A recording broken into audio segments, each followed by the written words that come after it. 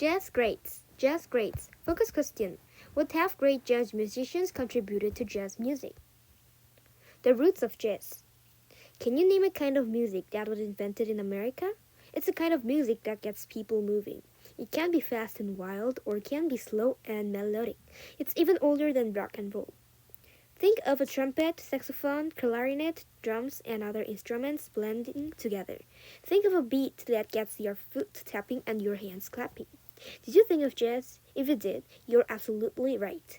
Jazz music began in the United States in the early 20th century, but its roots go back to before the Civil War. Jazz is built in a long tradition of African American music. Some of it is inspired by the music that slaves created while living in slave quarters in the southern United States. African Americans who were slaves found that music was one of the only ways to express their thoughts, ideas, and their desire for freedom. Another style of music called blues music also came from the African American tradition. Blues and jazz styles of music often blend and overlap with each other. Some of the music was full of sadness, some of it was full of joy. Sometimes people used their voices as instruments, and sometimes they made their own instruments, such as an early version of a banjo. Some of the songs were memorized and passed along from plantation to plantation. Much of the music was improvised. People invented it as they went along. Today, improvisation is still at the heart of jazz. Musicians get together and jam or make things up as they go along. They might start with a song they all know, but each musician adds a little bit here and a little bit there, and soon they have a song that's completely unique. Today, many of the great names in jazz are African Americans. Let's meet a few of the most famous jazz performers. Louis Armstrong.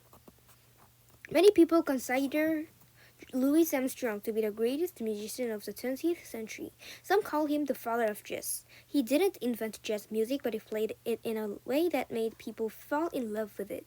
His music made people happy. They'd never heard someone play a trumpet like he did.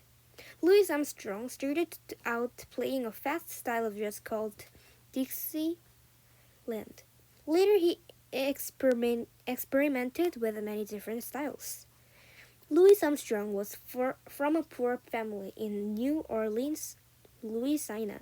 As a child, he'd stand outside dance clubs and listen to the lively music being played inside.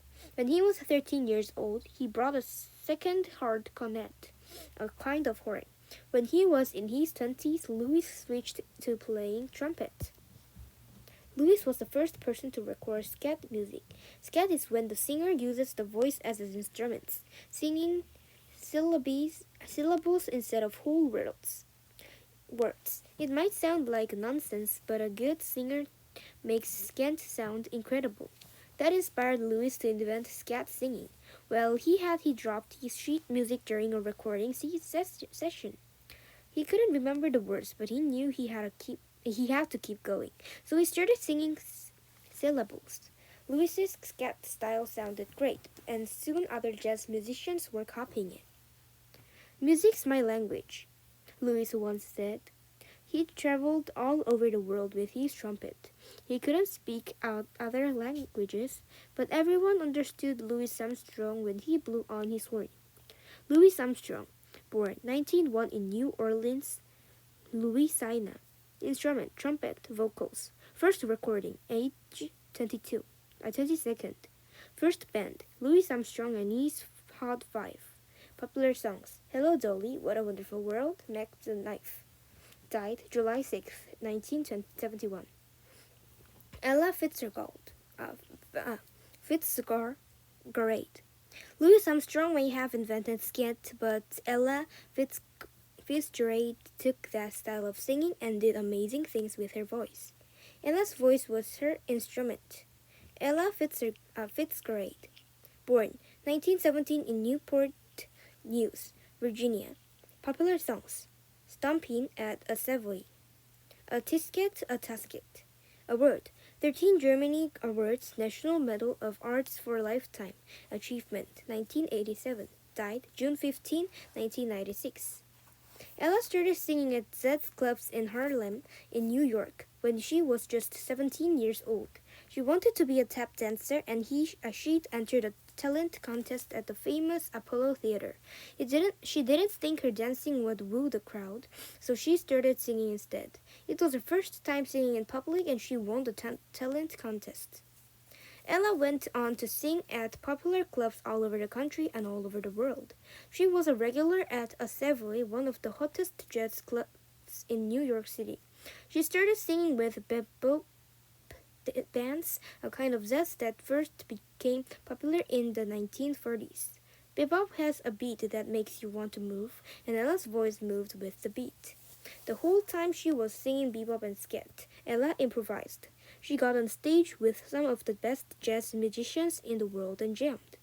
Some people call Ella Fitzgerald the Queen of Scat. In 1979, she was named one of the most talented American performers who has ever lived. In 1987, she won the National Medal of Arts. Listen to her sing a Tisket, a Tasket, and you'll hear why she's the Queen of Scat. Duke Ellington. His name was Edward Ellington, but ever since he was a teenager, people called him Duke. He dressed with style and always looked elegant. And he brought style and sophistication to his jazz music too. Duke's childhood piano teacher gave up trying to teach him when he was only 7 years old. He decided to teach himself how to play the piano. Later, he taught himself to read music too. Duke Ellington started performing in jazz clubs when he was 18 years old. When he was 24 years old, he moved to New York and started playing at the Cotton Club in Harlem. Duke was a composer who wrote music that was more melodic than most jazz music in the 1930s and 1940s. He was an exceptional pianist and band leader, known for his swing style. One of his most popular songs is "Take a Train," a song he wrote about taking the New York City subway to his home in Harlem.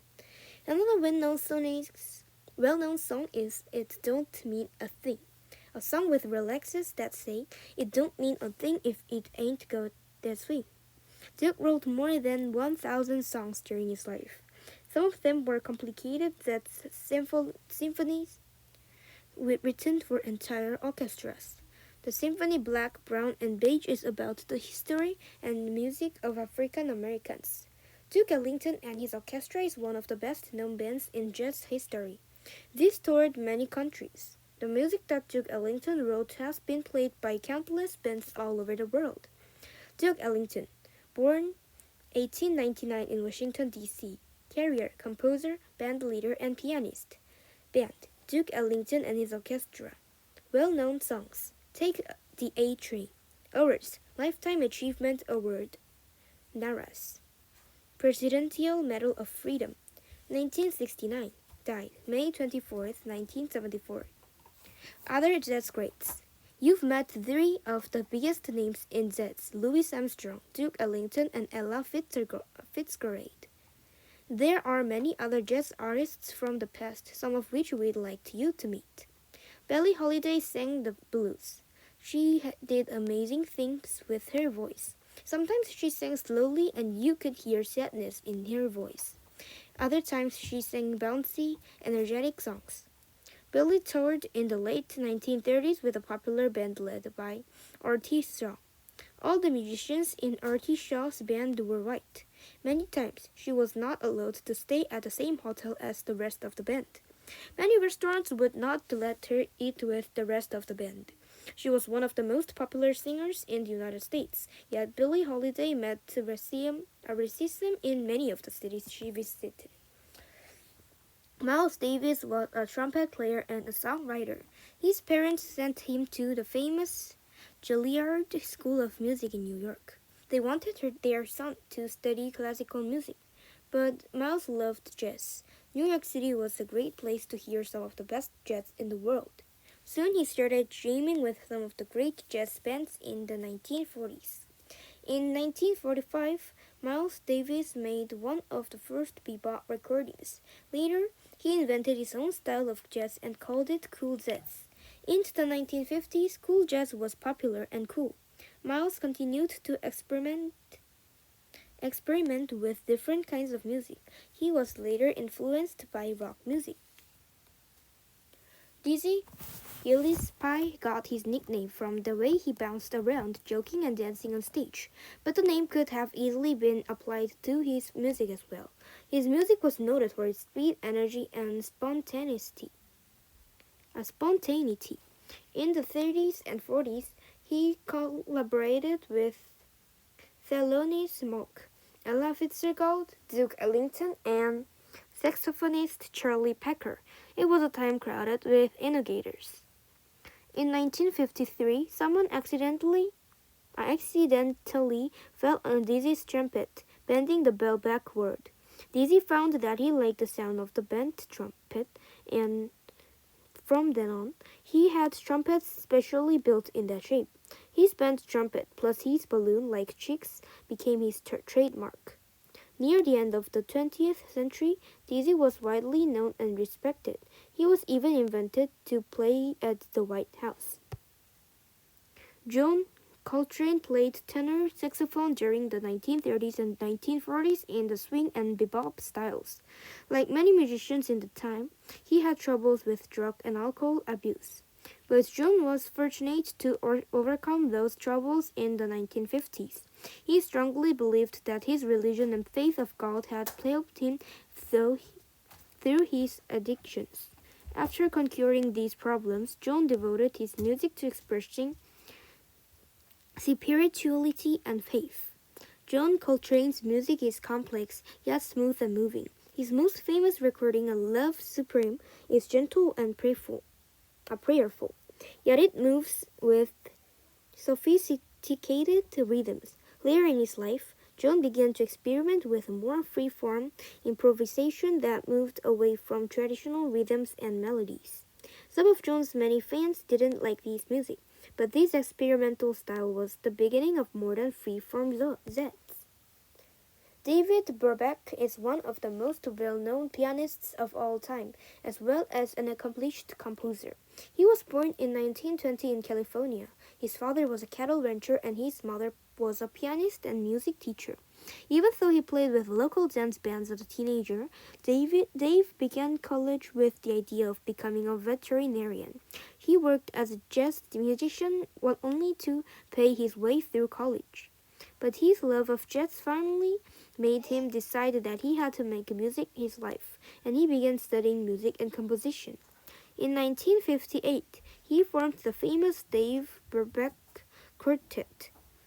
Their hit song Take 5 was the first ever million-selling jazz tune. The music of Dave Brubeck is still relevant today, and he continued to perform before huge crowds and create new music into his 90s. Jazz today. Who's making jazz music today? The answer is lots of people. The jazz style of music has influenced thousands of musicians.